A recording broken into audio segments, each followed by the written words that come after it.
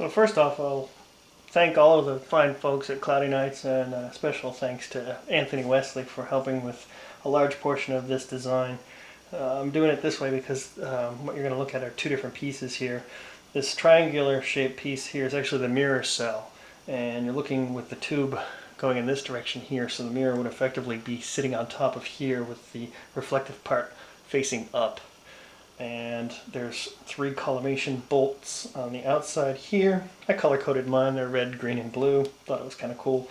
And then around the outside here are 3 different fans with actually a 4th fan in the center, and those all blow cold air up into the mirror, which is actually sitting on the floor over there. So if we pull the cell out of this little housing in the back here, flip it over. Now this is the rear part here where you'll have access to, and you'll see when in the later part of the video when I show you the other side when it's mounted here. And then this is the add-on part, and effectively we'll set the mirror face down.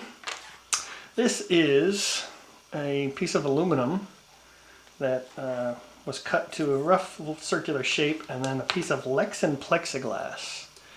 Lexan is a name brand plexiglass, and this is just really an insulator that goes on top of the aluminum plate. Now the aluminum plate is the cold plate, and what's underneath these 3 fan assemblies here are Peltier coolers. They're thermoelectric coolers, so those are powered by a 12-volt source. Let me get the lighting just right here. There's a 12-volt source via these little banana connectors here. It's a small little computer power supply that powers the Peltiers, the heat sinks, and the inside fans, and I was able to rob a nice little computer part here to connect the inside. If you look here, there's actually a tiny little post for the positive and the negative terminals here on the inside, which is kind of handy.